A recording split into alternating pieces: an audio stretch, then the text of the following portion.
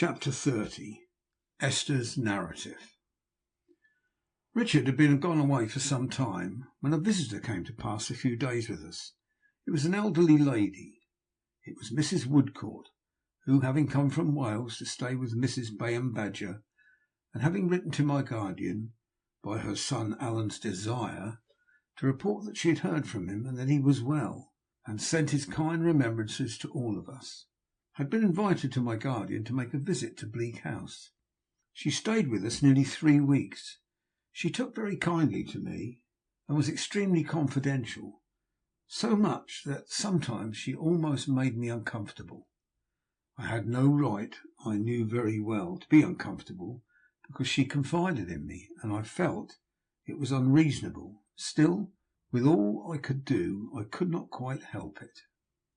She was such a sharp little lady, and used to sit with her hands folded in each other, looking so very watchful while she talked to me, and that perhaps I found that rather irksome, or perhaps it was her being so upright and trim, though I don't think it was that, because I thought that quaintly pleasant. Nor can it have been the general expression of her face, which was very sparkling and pretty for an old lady. I don't know what it was, or at least if I do now, I thought I did not then, or at least it doesn't matter. Of a night, when I was going upstairs to bed, she would invite me into her room, where she sat before the fire in a great chair, and dear me, she would tell me about Morgan ap Kerrig till I was quite low spirited. Sometimes she recited a few verses from Crumlin Wallenwer and the Malillin Willin Wad, if those are the right names, which I dare say they are not, and would become quite fiery with the sentiments they expressed, though I never knew what they were, being in Welsh, further than they were quite eulogistic in the lineage of Morgan ap Kerrig. "So, Miss Summerson," she would say to me with a stately triumph, "this, you see, is the fortune inherited by my son. Wherever my son goes he can claim kindred with ap Kerrig. He may not have money, but he always has what is much better, family, my dear." I had my doubts of their caring so very much for Morgan ap Kerrig in India and China, but of course I never expressed them. I used to say it was a great thing to be so highly connected. "It is, my dear, a great thing," Mrs. Woodcourt would reply. "It has its disadvantages. My son's choice of a wife, for instance, is limited by it, but the matrimonial choice of the royal family is limited in much the same manner." Then she would pat me on the arm and smooth my dress, as much as to assure me that she had a good opinion of me, the distance between us notwithstanding. "Poor Mr. Woodcourt, my dear," she would say, and always with some emotion, for with her lofty pedigree she had a very affectionate heart, "was descended from a great Highland family, the McCourts of McCourt. He served his king and country as an officer in the Royal Highlanders, and died in the field. My son is one of the last representatives of 2 old families. With the blessing of Heaven he will set them up again and unite them with another old family." It was in vain for me to try and change the subject, as I used to try, only for the sake of novelty, or perhaps because, but I need not be so particular. Mrs. Woodcourt would never let me change it. "My dear," she said one night, "you have so much sense, and you look at the world in a quiet manner so superior to your time of life, that it is a comfort to me to talk to you about those family matters of mine. You don't know much of my son, my dear, but you know enough of him, I dare say, to recollect him." "Yes, ma'am, I recollect him." "Yes, my dear. Now, my dear, I think you are a judge of character, and I should like to have your opinion of him." "Oh, Mrs. Woodcourt," said I, "that is so difficult." "Why is it so difficult, my dear?" she returned. "I don't see it myself. To give an opinion on so slight an acquaintance, my dear." "That's true. I didn't mean that, because Mr. Woodcourt had been at our house a good deal altogether, and had become quite intimate with my guardian. I said so, and added that he seemed to be very clever in his profession. We thought, and that his kindness and gentleness to Miss Flite were above all praise." "You do him justice," said Mrs. Woodcourt, pressing my hand. "You define him exactly. Alan is a dear fellow, and in his profession faultless. I dare say it, though I am his mother. Still, I must confess, he is not without faults, love. None of us are, said I. Ah, but his are really faults that he might correct and ought to correct, returned the sharp old lady, sharply shaking her head. I am so much attached to you that I may confide in you, my dear, as a third party, wholly disinterested, that he is fickleness itself. I said I should have thought it hardly possible that he could have been otherwise than constant to his profession and zealous in the pursuit of it, judging from the reputation he had earned. You are right again, my dear, the old lady retorted, but I don't refer to his profession. Look you. Oh, said I. No, said she, I refer, my dear, to his social conduct. He is always paying trivial attentions to young ladies, and always has been ever since he was 18. Now, my dear, he has never really cared for any one of them, and has never meant in doing this to do any harm or express anything but politeness and good nature. Still, it's not right, you know, is it? No, said I, as she seemed to wait for me. And it might lead to mistaken notions, you see, my dear. I supposed it might. Therefore, I have told him many times that he really should be more careful, both in justice to himself and in justice to others. And he's always said, Mother, I will be. But you know me better than anybody else does, and you know I mean no harm. In short, mean nothing. All of which is very true, my dear, but is no justification. However, as he is now gone so far away, and for an indefinite time, and as he will have good opportunities and introductions, we may consider this past and gone. And you, my dear, said the old lady, who was now all nods and smiles, regarding your dear self, my love. Me, Mrs. Woodcourt? Not to be always selfish, talking of my son, who has gone to seek his fortune and to find a wife. When do you mean to seek your fortune and to find a husband, Miss Summerson? Hey, look you, now you blush. I didn't think I did blush. At all events, it was not important if I did. And I said my present fortune perfectly contented me, and I had no wish to change it. Shall I tell you what I always think of you and that fortune yet to come for you, my love? Said Mrs. Woodcourt. If you believe you are a good prophet, said I. Why then, it is that you will marry someone very rich, very worthy, much older, 25 years perhaps, than yourself, and you'll be an excellent wife and much beloved and very happy. That is a good fortune, said I, but why is it to be mine? My dear, she returned, there's a suitability in it. You are so busy, so neat, and so peculiarly situated altogether, that there's a suitability in it, and it will come to pass. And nobody, my love, will congratulate you more sincerely on such a marriage than I shall. It was curious that this should make me uncomfortable, but I think it did. I know it did. It made me, for some part of that night, uncomfortable. I was so ashamed of my folly that I did not like to confess it even to Ada, and that made me more uncomfortable still.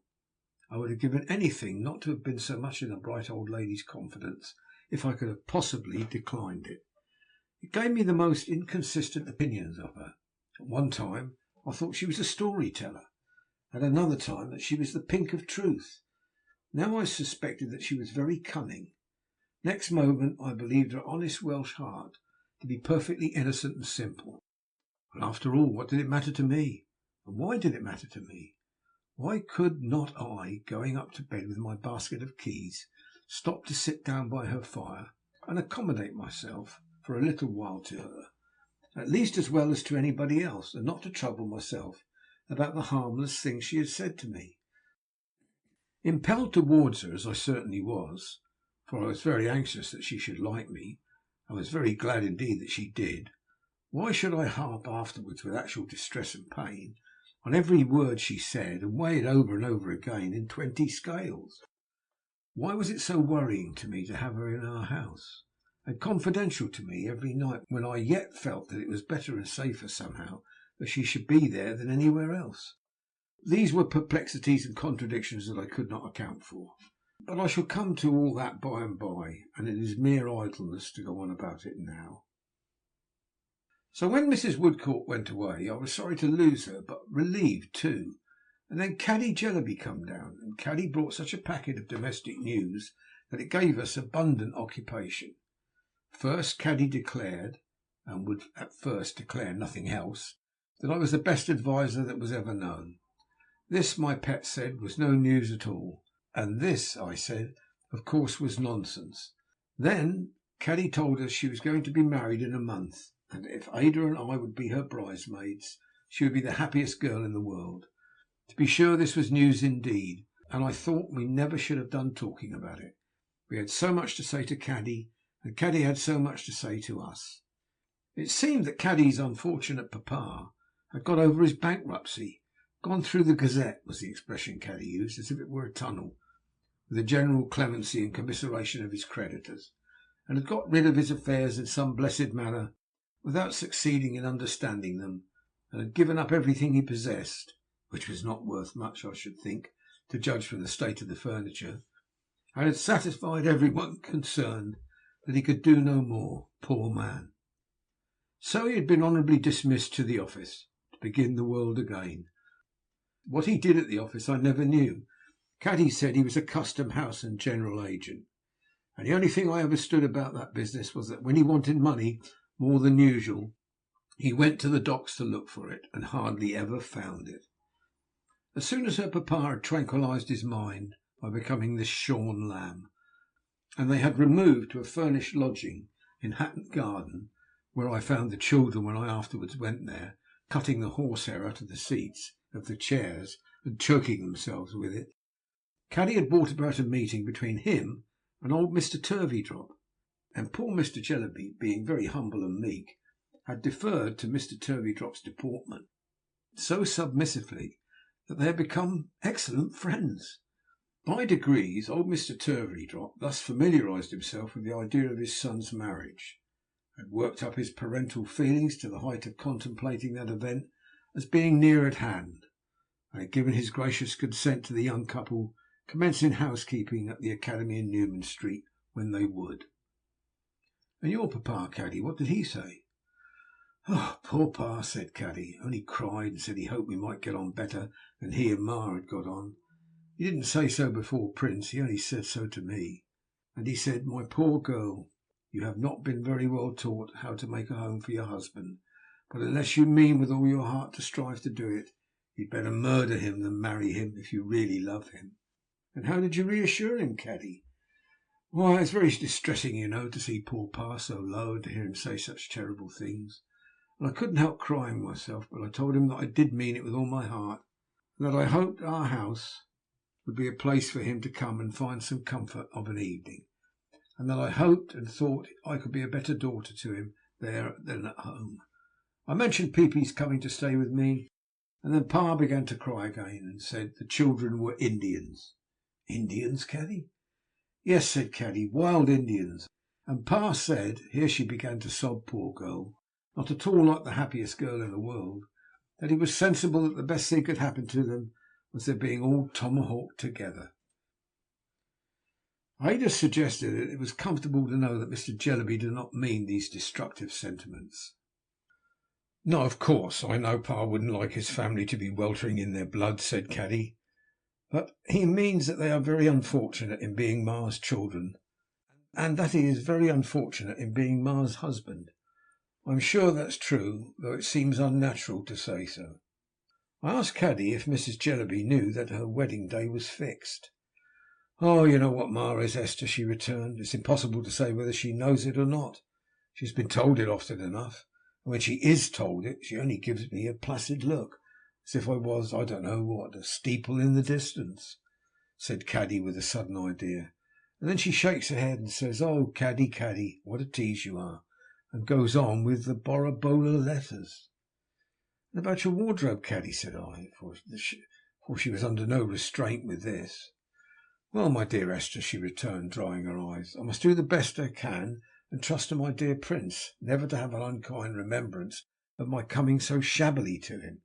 If the question concerned an outfit for Borobola, ma would know all about it and would be quite excited. Being what it is, she neither knows nor cares.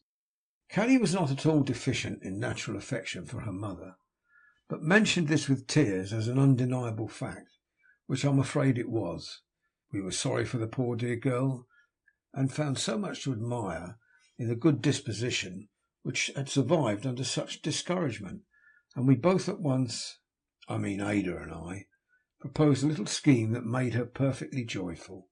This was her staying with us for 3 weeks, my staying with her for one, and all three contriving and cutting out and repairing and sewing and saving, and do the very best we could to make the most of her stock.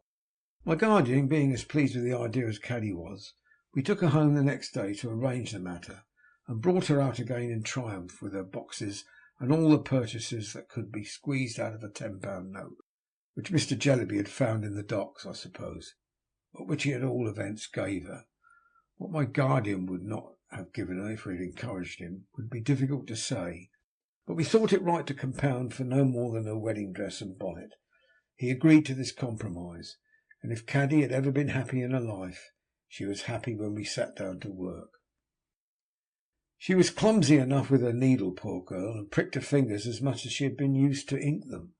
She could not help reddening a little now and then, partly with the smart and partly with vexation to be able to do no better, but she soon got over that and began to improve rapidly.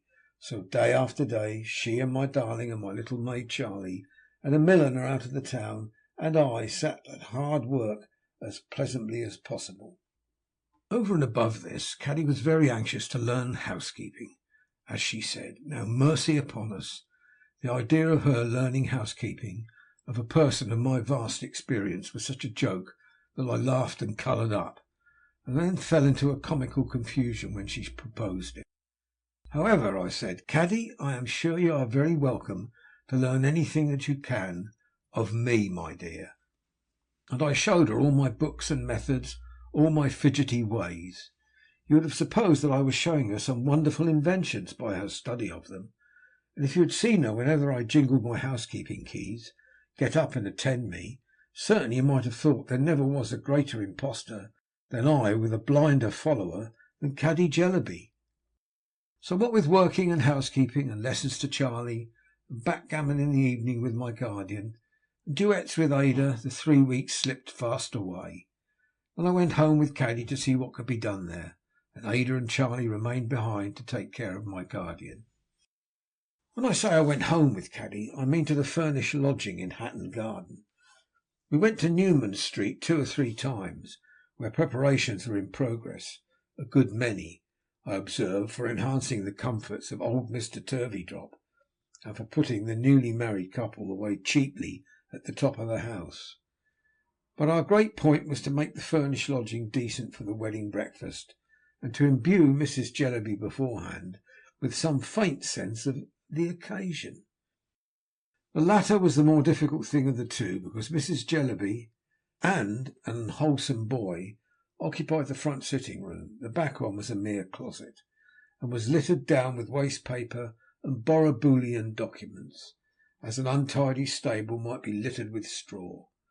Mrs. Jellyby sat there all day drinking strong coffee, dictating and holding Borroboolian interviews by appointment. The unwholesome boy, who seemed to me to be going into a decline, took his meals out of the house. When Mr. Jellyby came home, he usually groaned and went down into the kitchen. There he got something to eat if the servant would give him anything, and then, feeling that he was in the way, went out and walked about Hatton Garden in the wet. Poor children scrambled and tumbled up and down the house as they had always been accustomed to do. The production of these little devoted sacrifices in any presentable condition being quite out of the question at a week's notice, I proposed to Caddy that we should make them as happy as we could on her marriage morning in the attic where they all slept, and should confine our greatest efforts to her mamma and her mamma's room, and a clean breakfast. In truth, Mrs. Jellyby required a good deal of attention, the lattice work up her back having widened considerably since I first knew her, and her hair looking like the mane of a dustman's horse. Thinking that the display of Caddy's wardrobe would be the best means of approaching the subject, I invited Mrs. Jellyby to come and look at it spread out on Caddy's bed in the evening after the unwholesome boy was gone. "My dear Miss Summerson," said she, rising from her desk with her usual sweetness of temper, "these are really ridiculous preparations. Though your assisting them is a proof of your kindness, there is something so inexpressibly absurd to me in the idea of Caddy being married. Oh, Caddy, Caddy, you silly, silly, silly puss!" She came upstairs with us notwithstanding, and looked at the clothes in her customary far-off manner. They suggested one distinct idea to her, for she said with a placid smile and shaking her head, "My good Miss Summerson, at half the cost this weak child might have been equipped for Africa." On going downstairs again, Mrs. Jellyby asked me whether this troublesome business was really to take place next Wednesday, and on my replying yes, she said, "Will my room be required, my dear Miss Summerson? For it's quite impossible that I can put my papers away." I took the liberty of saying that the room would certainly be wanted, and that I thought we must put the papers away somewhere. "Well, my dear Miss Summerson," said Mrs. Jellyby, "you know best, I dare say. But by obliging me to employ a boy, Caddy has embarrassed me to the extent, overwhelmed as I am with public business, that I don't know which way to turn. We have a ramification meeting too on Wednesday afternoon, and the inconvenience is very serious." "It's not likely to occur again," said I, smiling. "Caddy will be married but once, probably." "That's true," Mrs. Jellyby replied. "That's true, my dear. I suppose we must make the best of it." The next question was how Mrs. Jellyby should be dressed on the occasion. I thought it very curious to see her looking on serenely from her writing table, while Caddy and I discussed it, occasionally shaking her head at us with a half reproachful smile, like a superior spirit who could just bear with our trifling. The state in which her dresses were, and the extraordinary confusion in which she kept them, added not a little to our difficulty, but at length we devised something not very unlike what a commonplace mother might wear on such an occasion. The abstracted manner in which Mrs. Jellyby would deliver herself up to having this attire tried on by the dressmaker, and the sweetness with which she would then observe to me how sorry she was that I had not turned my thoughts to Africa, were consistent with the rest of her behaviour. The lodging was rather confined as to space, but I fancied that if Mrs. Jellyby's household had been the only lodgers in St. Paul's or St. Peter's, the sole advantage they would have found in the size of the building would have been its affording a great deal of room to be dirty in. I believe that nothing belonging to the family which it had been possible to break was unbroken at the time of those preparations for Caddy's marriage, that nothing which had been possible to spoil in any way was unspoiled, and that no domestic object which was capable of collecting dirt from a dear child's knee to the door plate was without as much dirt as could well accumulate upon it.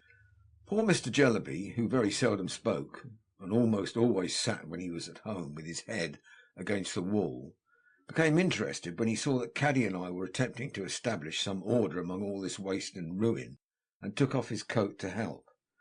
For such wonderful things came tumbling out of the closets when they were opened. Bits of mouldy pie, sour bottles, Mrs. Jellyby's caps, letters, tea forks, odd boots, shoes of children, firewood, wafers, saucepan lids, damp sugar in odds and ends of paper bags, footstoles, black lead brushes, bread, Mrs. Jellyby's bonnets, books with butter sticking to the binding, guttered candle ends, put out by being turned upside down, and broken candlesticks, nutshells, heads and tails of shrimps, dinner mats, gloves, coffee grounds, umbrellas. He looked frightened and left off again. But he came regularly every evening and sat without his coat, with his head against the wall, as though he would have helped us if he had known how. "Poor Pa," said Caddy to me on the night before the great day we were really got things little to rights. "It seems unkind to leave him, Esther, but what could I do if I stayed? Since I first knew you I have tidied and tidied over and over again, but it's useless. Ma and Africa together upset the whole house directly. We never have a servant who don't drink. Ma is ruinous to everything." Mr. Jellyby could not hear what she said, but he seemed very low indeed, and shed tears, I thought. "My heart aches for him, that it does," sobbed Caddy. "I can't help thinking tonight, Esther, how dearly I hoped to be happy with Prince, and how dearly Pa hoped, I dare say, to be happy with Ma. What a disappointed life!" "My dear Caddy," said Mr. Jellyby, looking slowly round from the whale. It was the first time, I think, I ever heard him say 3 words together. "Yes, Pa," cried Caddy, going to him and embracing him affectionately. "My dear Caddy," said Mr. Jellyby, "never have." "Not Prince, Pa," faltered Caddy. "Not have Prince." "Yes, my dear," said Mr. Jellyby, "have him certainly, but never have." I mentioned in my account of our first visit in Thavies Inn that Richard described Mr. Jellyby as frequently opening his mouth after dinner without saying anything. It was a habit of his. He opened his mouth now a great many times, and shook his head in a melancholy manner. "What do you wish me not to have?" "Don't have what, dear pa?" asked Caddy, coaxing him with her arms round his neck. "Never have a mission, my dear child." Mr. Jellyby groaned and laid his head against the wall again, and this was the only time I ever heard him make any approach to expressing his sentiments on the Borrioboolan question. I suppose he had been more talkative and lively once, but he seemed to have been completely exhausted long before I knew him. I thought Mrs. Jellyby never would have left off serenely looking over her papers and drinking coffee that night. It was 12 o'clock before we could obtain possession of the room, and the clearance it required was so discouraging that Caddy, who was almost tired out, sat down in the middle of the dust and cried. But she soon cheered up and did wonders with it before we went to bed. In the morning it looked, by the aid of a few flowers and a quantity of soap and water and a little arrangement, quite gay. The plain breakfast made a cheerful show, and Caddy was perfectly charming. But when my darling came, I thought, and I think now, that I have never seen such a dear face as my beautiful pet's. We made a little feast for the children upstairs, and we put Peepy at the head of the table, and we showed them Caddy in her bridal dress, and they clapped their hands and hurrahed, and Caddy cried to think she was going away from them, and hugged them over and over again, until we brought Prince up to fetch her away, when, I am sorry to say, Peepy bit him. Then there was old Mr. Turvey dropped downstairs, in a state of deportment not to be expressed, benignly blessing Caddy, and giving my guardian to understand that his son's happiness was his own parental work, and that he had sacrificed personal considerations to ensure it. "My dear sir," said Mr. Turveydrop, "these young people live with me. My house is large enough for their accommodation, and they shall not want the shelter of my roof. I could have wished, you will understand the allusion, Mr. Jarndyce, for you remember my illustrious patron, the Prince Regent, I could have wished that my son had married into a family where there was more deportment. The will of Heaven be done." Mr. and Mrs. Pardiggle were of the party. Mr. Pardiggle, an obstinate-looking man with a large waistcoat and stubbly hair, who was always talking in a loud bass voice about his mite, or Mrs. Pardiggle's mite, or their 5 boys' mites. Mr. Quail, with his hair brushed back as usual, and his knobs of temple shining very much, was also there, not in the character of a disappointed lover, but as the accepted of a young, at least unmarried lady, a Miss Whisk. Miss Whisk's mission, my guardian said, was to show the world that woman's mission was man's mission, and that the only genuine mission of both man and woman was to be always moving declaratory resolutions about things in general at public meetings. The guests were few, but were, as one might expect at Mrs. Jellyby's, all devoted to public objects only.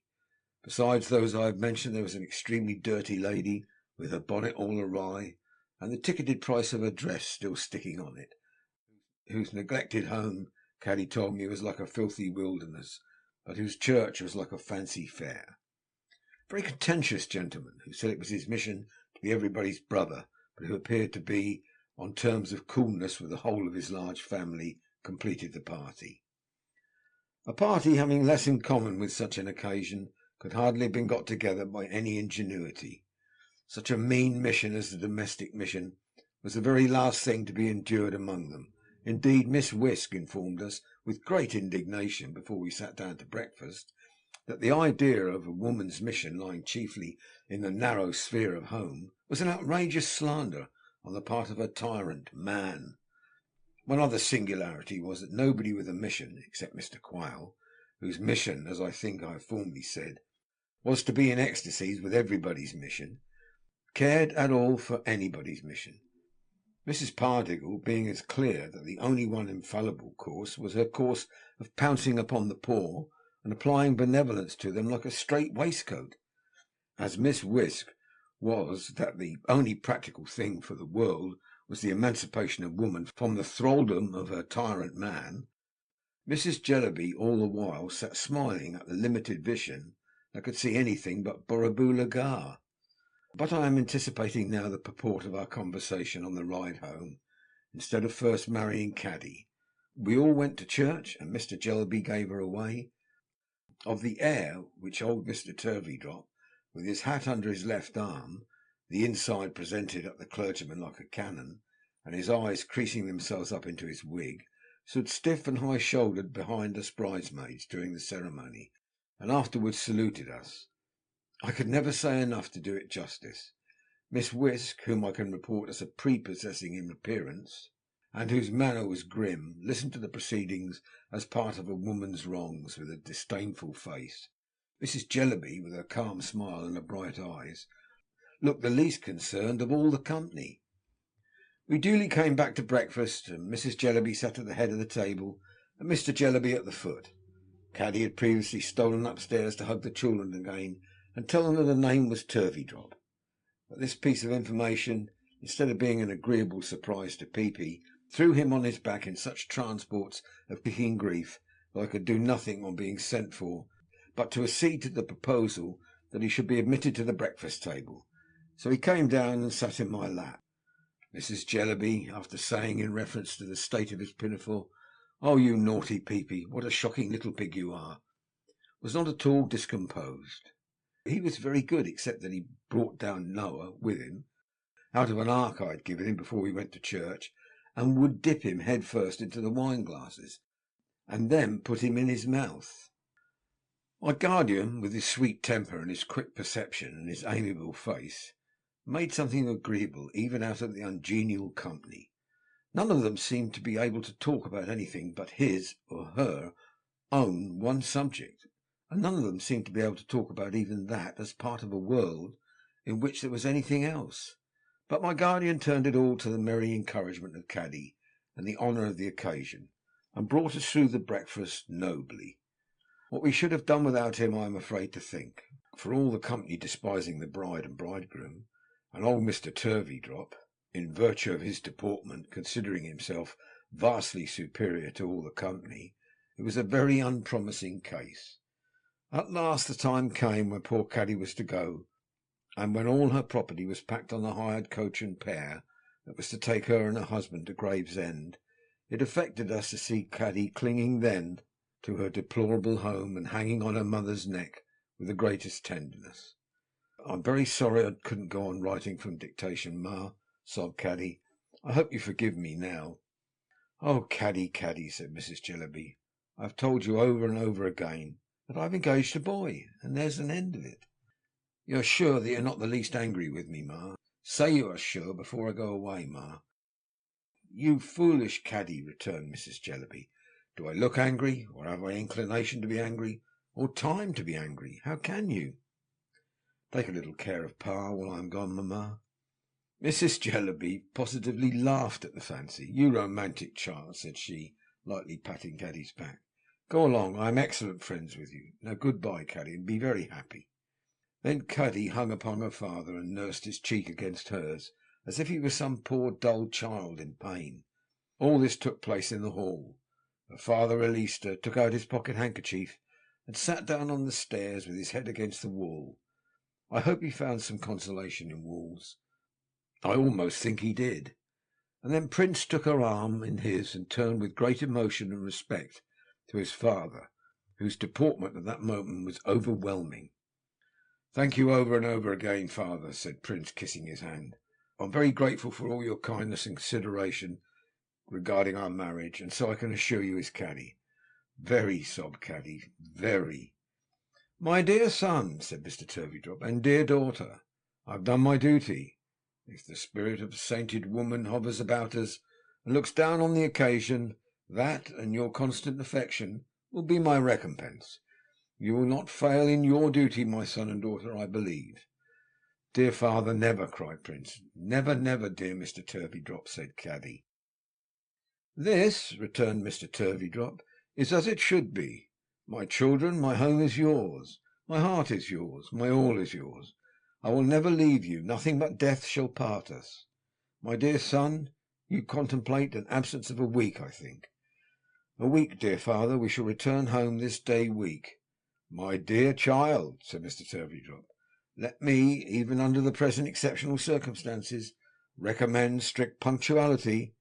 It is highly important to keep the connection together, and schools, if at all neglected, are apt to take offence. This day week, father, I shall sure to be home to dinner. Good, said Mr. Turveydrop. You will find fires, my dear Caroline, in your room, and dinner prepared in my apartment. Yes, yes, Prince, anticipating some self-denying objection on his son's part with a great air. You and our Caroline will be strange in the upper part of the premises, and will therefore dine that day at my apartment. Now bless ye. They drove away, and whether I wondered most at Mrs. Jellyby or at Mr. Turveydrop, I do not know. Ada and my guardian were in the same condition when we came to talk it over. But before we drove away too, I received a most unexpected and eloquent compliment from Mr. Jellyby. He came up to me in the hall, took both my hands, pressed them earnestly, and opened his mouth twice.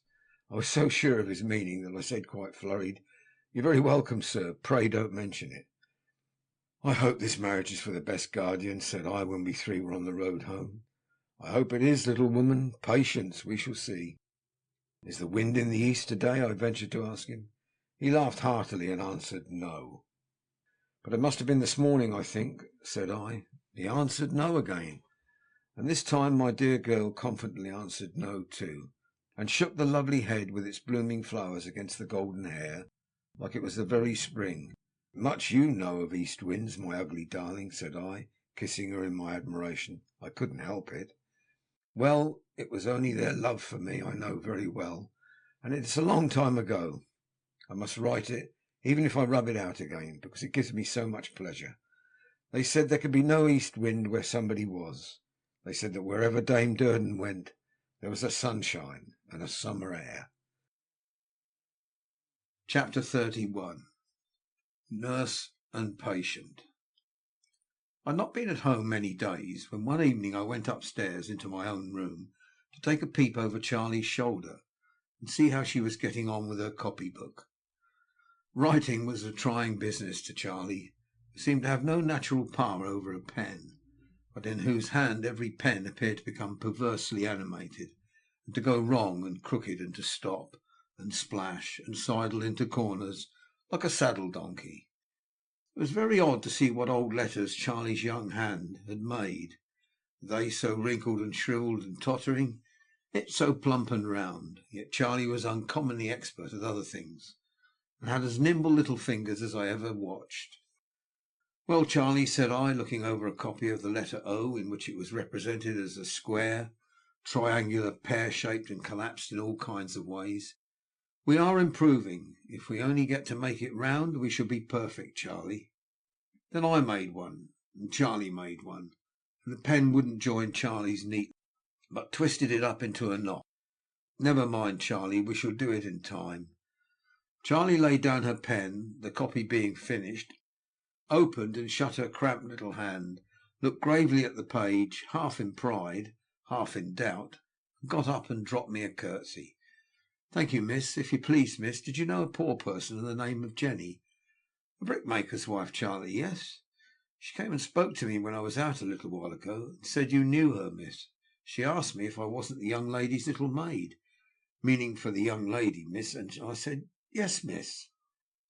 "I thought she'd left this neighbourhood altogether, Charlie." "So she had, miss, but she's come back again to where she used to live, she and Liz. Did you know another poor person of the name of Liz, miss?" "I think I do, Charlie, though not by name." "That's what she said," returned Charlie. "They've both come back, miss, and have been tramping high and low." "Tramping high and low, have they, Charlie?" "Yes, miss. If Charlie could have only made the letters in her copy as round as the eyes with which she looked into my face, they would have been excellent. And this poor person came about the house 3 or 4 days, hoping to get a glimpse of you, miss. All she wanted, she said, but you were away. That was when she saw me. She saw me going about, miss," said Charlie, with a short laugh of the greatest delight and pride, "and she thought I looked like your maid." "Did she, though, really, Charlie?" "Yes, miss," said Charlie, "really and truly." And Charlie, with another short laugh of the purest glee, made her eyes very round again, and looked as serious as became my maid. I was never tired of seeing Charlie in the full enjoyment of that great dignity, standing before me with her youthful face and figure, and her steady manner, and her childish exultation breaking through it now and then in the pleasantest way. And where did you see her, Charlie?" My little maid's countenance fell as she replied, "By the doctor's shop, miss," for Charlie wore her black frock yet. I asked if the brickmaker's wife were ill, but Charlie said no, it was someone else, someone in her cottage who had tramped down to St. Albans and was tramping he didn't know where. A poor boy, Charlie said, no father, no mother, no anyone. "Like as Tom might have been, miss, if Emma and me had died after father," said Charlie, her round eyes filling with tears. "And she was getting medicine for him, Charlie, she said, miss," returned Charlie. "How that he had once done as much for her." My little maid's face was so eager, and her quiet hands were folded so closely in one another as she stood looking at me, that I had no great difficulty in reading her thoughts. "Well, Charlie," said I, "it appears to me that you and I can do no better than to go round to Jenny's and see what's the matter." The alacrity with which Charlie brought my bonnet and veil, and having dressed me, quaintly pinned herself into a warm shawl, and made herself look like a little old woman, sufficiently expressed her readiness. So Charlie and I, without saying anything to anyone, went out. It was a cold, wild night, and the trees shuddered in the wind. The rain had been thick and heavy all day, and with little intermission for many days. None was falling just then, however, and the sky had partly cleared, but was very gloomy even above us, where a few stars were shining in the north and northwest. Where the sun had set 3 hours before, there was a pale dead light, both beautiful and awful, and into it the long sullen lines of cloud waved up like a sea stricken and immovable as it was heaving. Towards London a lurid glare overhung the whole dark waste, and the contrast between these two lights, and the fancy with which the redder light engendered off an unearthly fire, gleaming on all the unseen buildings of the city, and on all the faces of its many thousands of wondering inhabitants, was as solemn as it might be. I had no thought that night, none, I am quite sure, of what was to happen to me, but I have always remembered since that when we had stopped at the garden gate to look up at the sky, and when we went upon our way, I had for a moment an undefinable impression of myself as being something different from what I then was. I knew it was then and there that I had it. I have ever since connected the feeling with that spot and time, and with everything associated with that spot and time, to the distant voices in the town, the barking of a dog, and the sound of wheels coming down the miry hill. It was Saturday night, and most of the people belonging to the place where we were going were drinking elsewhere.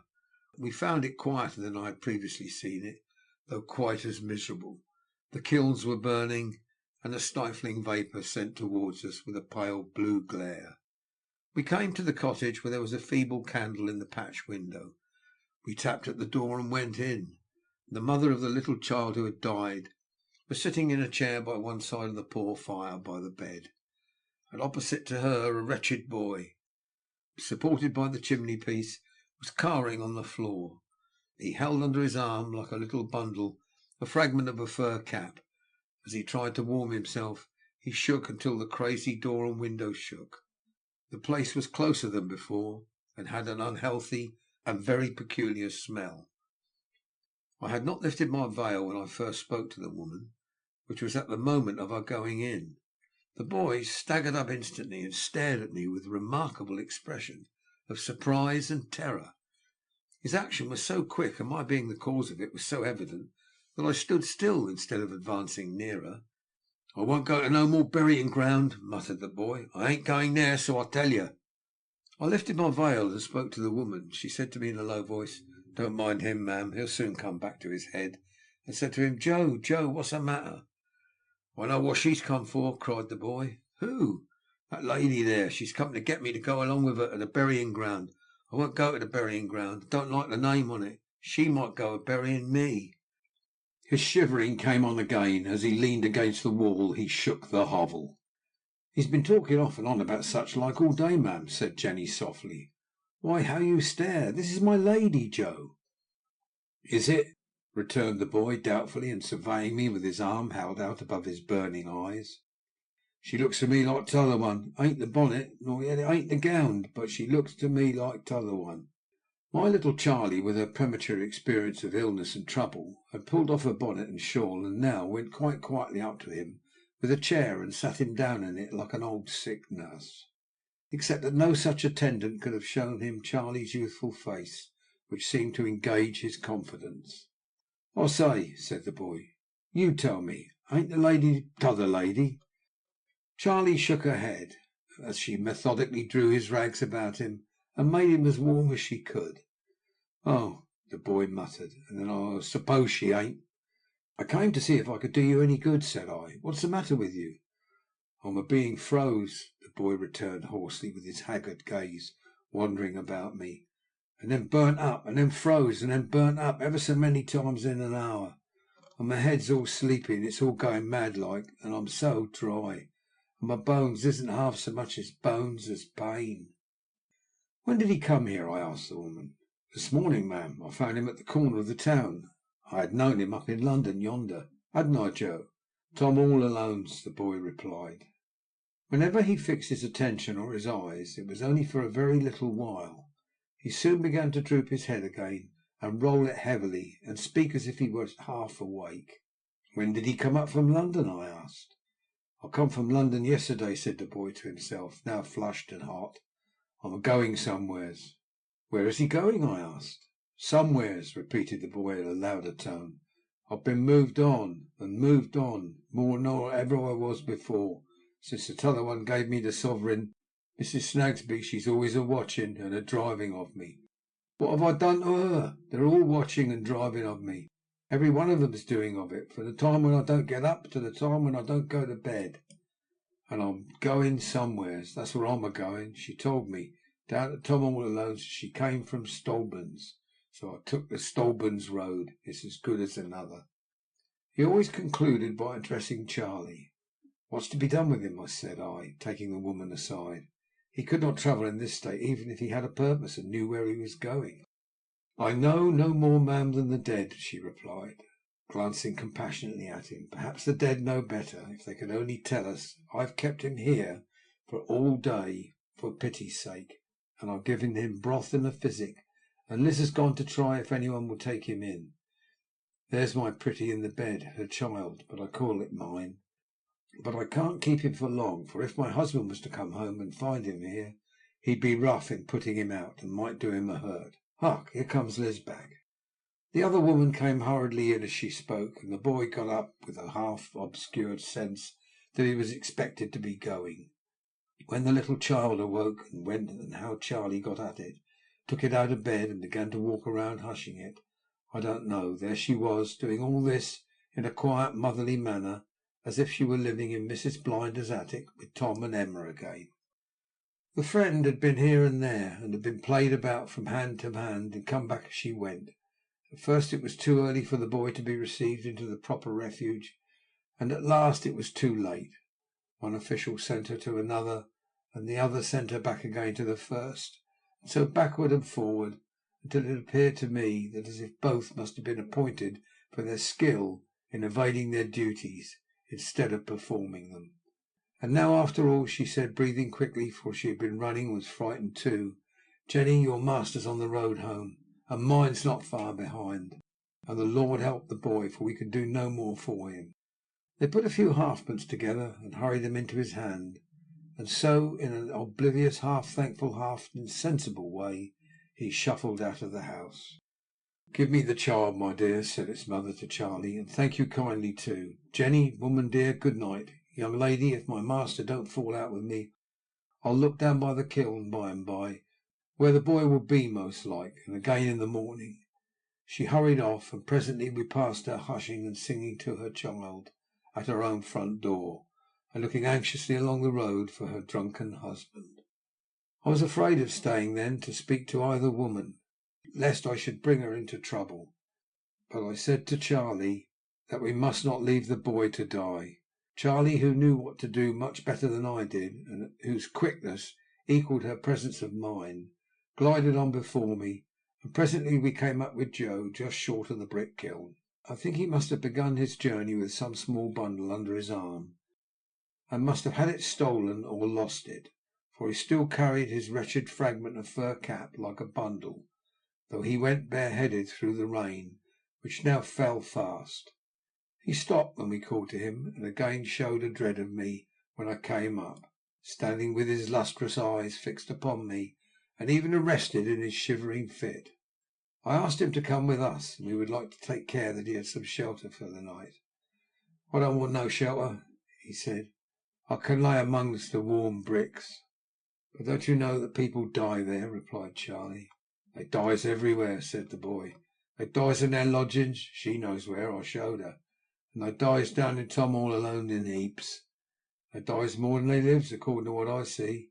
Then he hoarsely whispered Charlie, "If she ain't the t'other one, she ain't a foreigner. Is there three of 'em then?" Charlie looked at me a little frightened. I felt half frightened myself when the boy glared on me so. But he turned and followed when I beckoned him, and finding that he acknowledged that influence in me, I led the way straight home. It was not far, only at the summit of the hill. We passed but one man. I doubted if we should have got home without assistance. The boy's steps were so uncertain and tremulous. He made no complaint, however, and was strangely unconcerned about himself, if I may say so strange a thing. Leaving him in the hall for a moment, shrunk into the corner of the window seat, and staring with an indifference that could scarcely be called wonder at the comfort and brightness about him, I went into the drawing room to speak to my guardian. There I found Mr. Skimpole, who had come down by the coach, as he frequently did, without notice, and never bringing any clothes with him, but always borrowing everything he wanted. They came out with me directly to look at the boy. The servants had gathered in the hall too, and he shivered in the window seat, with Charlie standing by him, like some wounded animal that had been found in a ditch. "This is a sorrowful case," said my guardian, after asking him a question or two, touching him and examining in his eyes. "What do you say, Harold?" "You had better turn him out," said Mr. Skimpole. "What do you mean?" inquired my guardian most sternly. "My dear Jarndyce," said Mr. Skimpole, "you know what I am. I am a child. Be cross to me if I deserve it, but I have a constitutional objection to this sort of thing. I always had, when I was a medical man. He's not safe, you know. There's a very bad sort of fever about him." Mr. Skimpole had retreated from the hall to the drawing room again, and said this in his airy way, seated on the music stool as we stood by. "You'll say it's childish," observed Mr. Skimpole, looking gaily at us. "Well, I dare say it may be, but I am a child, and I never pretend to be anything else. If you put him out in the road, you only put him where he was before. He will be no worse off than he was, you know. Even make him better off, if you like. Give him sixpence, or 5 shillings, or £5.10. You are arithmeticians, I am not, and get rid of him." "And what is he to do then?" asked my guardian. "Upon my life," said Mr. Skimpole, shrugging his shoulders with his engaging smile, "I have not the least idea what he is to do then, but I have no doubt he'll do it." Now it is not a horrible reflection, said my guardian, to whom I had hastily explained the unavailing efforts of the two women. Now it is not a horrible reflection, walking up and down and rumpling his hair, that if this wretched creature was a convicted prisoner, his hospital would be wide open to him, and he would be as well taken care of as any sick boy in the kingdom. "My dear Jarndyce," returned Mr. Skimpole, "you'll pardon the simplicity of the question, coming as it does from a creature who is perfectly simple in worldly matters, but why isn't he a prisoner then?" My guardian stopped and looked at him with a whimsical mixture of amusement and indignation on his face. "Our young friend here is not to be suspected of any delicacy, I should imagine," said Mr. Skimpole, unabashed and candid. "Seems to me that it would be wiser, as well, in a certain kind of way, more respectable, if he showed some misdirected energy that got him into prison. There would be more of an adventurous spirit in it, and consequently more of a certain sort of poetry." "I believe," returned my guardian, resuming his uneasy walk, "that there is not such another child on earth as yourself." "But do you really?" said Mr. Skimpole. "I dare say, but I confess I don't see why our young friend in his degree should not seek to invest himself with such poetry as is open to him. He is no doubt born with an appetite. Probably when he is in a safer state of health he has an excellent appetite. Very well. At our young friend's natural dinner hour, most likely about noon, our young friend says in effect to society, 'I am hungry. Will you have the goodness to produce your spoon and feed me?'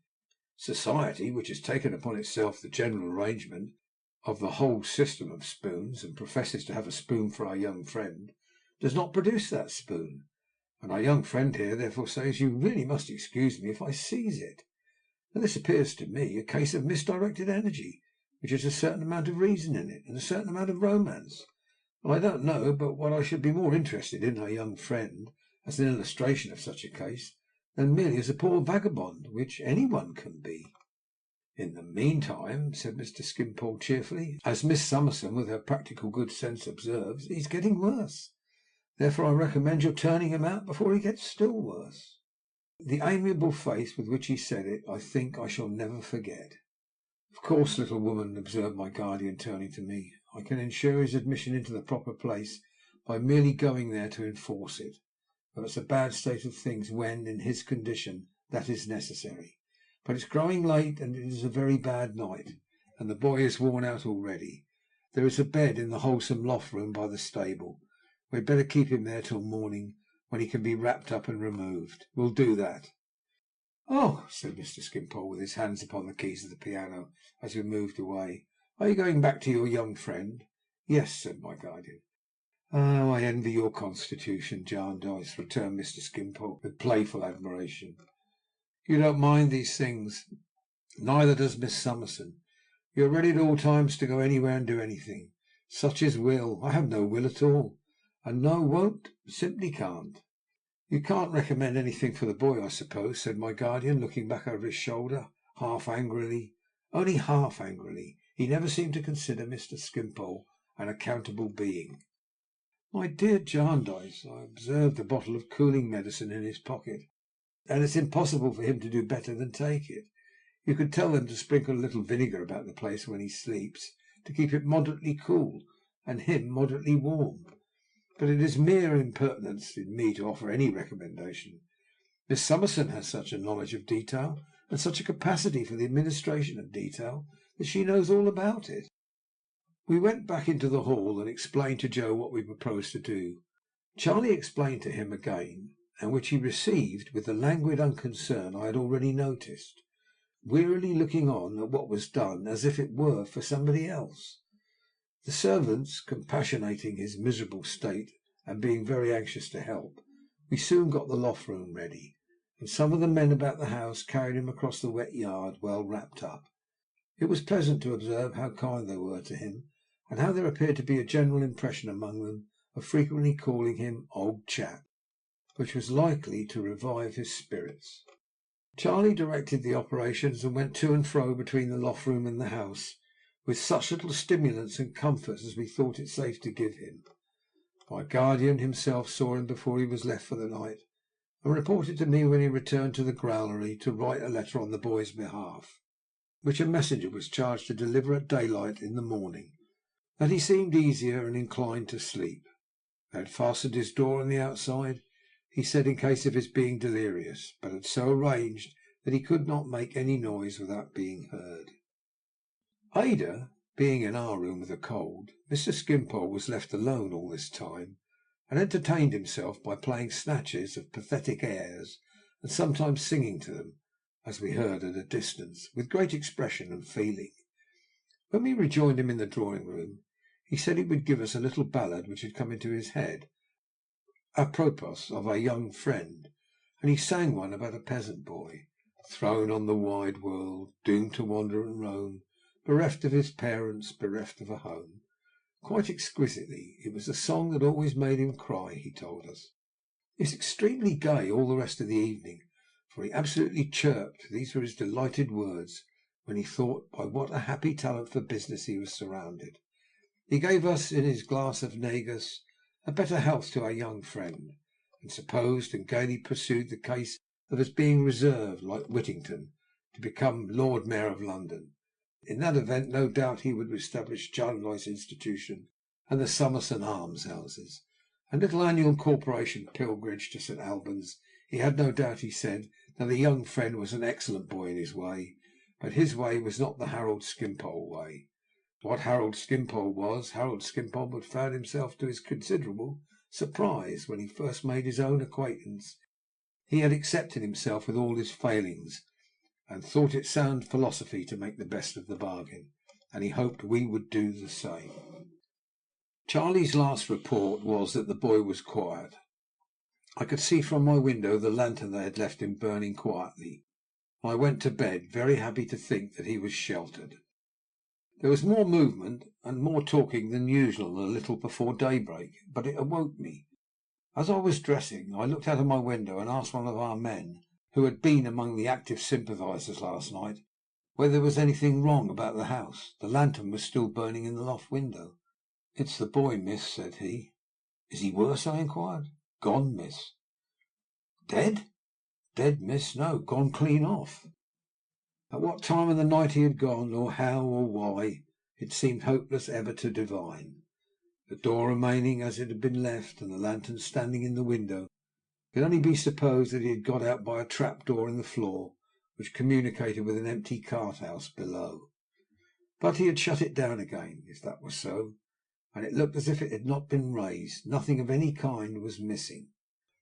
On this fact being clearly ascertained, we all yielded to the painful belief that delirium had come upon him in the night, and that, allured by some imaginary object, or pursued by some imaginary horror, he had strayed away in that worse than helpless state. All of us, that is to say, but Mr. Skimpole, who repeatedly suggested in his usual easy, light style that it occurred to our young friend that he was not a safe inmate, having a bad kind of fever upon him, and that he had, with great natural politeness, taken himself off. Every possible inquiry was made, and every place was searched. The brick kilns were examined, the cottages were visited, the two women were particularly questioned, but they knew nothing of him. Nobody could doubt that their wonder was genuine. The weather had for some time been too wet, and the night itself had been too wet to admit of any tracing by footsteps. Hedge and ditch, wall and rick and stack, were examined by our men for a long distance round, lest the boy should be lying in such a place insensible or dead, but nothing was seen to indicate that he had ever been near. From the time when he was left in the loft room, he vanished. The search continued for 5 days. I do not mean that it ceased even then, but my attention was then diverted into a current very memorable to me. As Charlie was at her writing desk again in my room in the evening, and I sat opposite her at work, I felt the table tremble. Looking up, I saw my little maid shivering from head to foot. "Charlie," said I, "are you so cold?" "I think I am, miss," she replied. "I don't know what it is. I can't hold myself still. I felt so yesterday about the same time, miss. Don't be uneasy. I think I am ill." I heard Ada's voice outside, and I hurried to the door of communication between my room and our pretty sitting room, and locked it, just in time, for she tapped at it while my hand was yet upon the key. Ada called to me to let her in, but I said, "Not now, my dearest. Go away. There's nothing the matter. I will come to you presently." It was a long time before my darling girl and I were companions again. Charlie fell ill. In 12 hours she was very ill. I moved her to my room, and laid her in my bed, and sat down quietly to nurse her. I told my guardian all about it, and why I felt it was necessary that I should seclude myself, and my reason for not seeing my darling above. At first she came very often to the door and called to me, and even reproached me with sobs and tears. But I wrote her a long letter, saying that she made me anxious and unhappy, and imploring her, as she loved me and as she wished my mind to be at peace, to come no nearer than the garden. After that she came beneath the window even oftener than she had come to the door, and if I had learnt to love her dear sweet voice before, when we were hardly ever apart, how did I learn to love it then? When I stood behind the window curtain, listening and replying, but not so much as looking out, how did I learn to love it afterwards, when the harder time came? They put a bed for me in our sitting room, and by keeping the door wide open I turned the 2 rooms into one. Now that Ada had vacated that part of the house and kept them always fresh and airy, but there was not a servant in or about the house but was so good that they would almost gladly have come to me any hour of the day or night without the least fear or unwillingness. But I thought it best to choose one worthy woman who was never to see Ada, and whom I could trust to come and go with all precaution.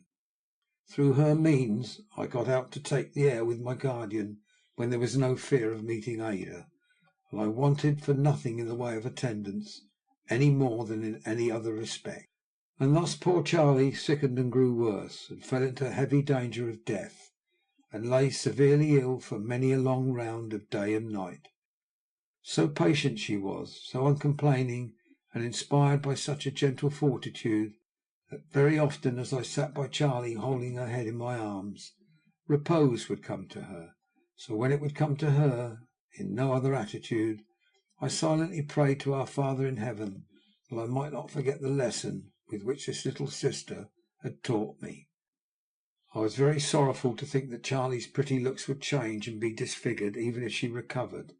She was such a child with her dimpled face, but the thought was for the greater part lost in her greater peril, when she was at the worst and her mind rambled again to the cares of her father's sick bed and the little children. She still knew me so far as that she would be quiet in my arms, when she could lie quiet nowhere else, and murmur out the wanderings of her mind restlessly. At those times I used to think, how should I ever tell the two remaining babies that the baby who had learned of her faithful heart to be a mother to them in their need was dead? There were other times when Charlie knew me well and talked to me, telling me that she sent her love to Tom and Emma, and that she was sure Tom would grow up to be a good man. At those times Charlie would speak to me of what she had read to her father, as well as she could to comfort him, of that young man carried out to be buried, who was the only son of his mother, and she was a widow, of the ruler's daughter, raised up by the gracious hand upon her bed of death. Charlie told me that when her father died she had kneeled down and prayed in her first sorrow that he likewise might be raised up and given back to his poor children, that if she could never get better and should die too, she thought it likely that it might come into Tom's mind to offer the same prayer for her. Then would I show Tom how these people of old days had been brought back to life on earth, only that we might know our hope to be restored to heaven. But of all the various times there were in Charlie's illness, there was not one when she lost the gentle qualities I have spoken of, and there were many, many when I thought in the night of the last high belief in the watching angel, and the last higher trust in God on the part of her poor despised father. And Charlie did not die. She flutteringly and slowly turned the dangerous point, after long lingering there, and then began to mend. The hope that had never been given from the first of Charlie being an outward appearance any more soon began to be encouraged, and even that prospered, and I saw her growing into her old childish likeness again. It was a great morning when I could tell Ada all this as she stood out in the garden, and it was a great evening when Charlie and I last took tea together in the next room. But on that same evening I felt that I was stricken cold. Happily for both of us, it was not until Charlie was safe in bed again and placidly asleep that I began to think the contagion of her illness was upon me. I had been able easily to hide what I felt at tea time, but I was past that already now, and I knew that I was rapidly following in Charlie's steps. I was well enough, however, to be up early in the morning, and to return to my darling's cheerful blessing from the garden, and to talk with her as long as usual, but I was not free from an impression that I had been walking about the two rooms in the night, a little beside myself, though knowing where I was, and felt confused at times with a curious sense of fullness, as if I were becoming too large altogether. In the evening I was so much worse that I resolved to prepare Charlie, with which view I said, "You're getting quite strong, Charlie, are you not?" "Oh, quite," said Charlie. "Strong enough to be told a secret, I think, Charlie." "Quite strong enough for that, miss," cried Charlie. But Charlie's face fell in the height of her delight, for she saw the secret in my face. She came out of the great chair and fell upon my bosom, and said, "Oh, miss, it's my doing, it's my doing," and a great deal more out of the fullness of her grateful heart. "Now, Charlie," said I, after letting her go for a little while, "if I am to be ill, my great trust, humanly speaking, is in you, and unless you are as quiet and composed for me as you always were for yourself, you can never fulfil it, Charlie." "If you'll let me cry a little longer, miss," said Charlie. "Oh, my dear, if you'd only let me cry a little longer. Oh, my dear." How affectionately and devotedly she poured this out as she clung to my neck, I never can remember without tears. It'll be good. So I let Charlie cry a little longer, and it did us both good. "Trust to me now, if you please, miss," said Charlie quietly. "I am listening to everything you say." "It's very little at present, Charlie. I shall tell your doctor to-night that I don't think I am well, and that you are going to nurse me."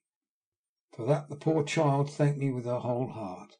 "And in the morning, when you hear Miss Ada in the garden, if I should not be quite able to go to the window curtain as usual, do you go, Charlie, and say that I am asleep, that I have rather tired myself, and that I am asleep. At all times keep the room as I have kept it, Charlie, and let no one come."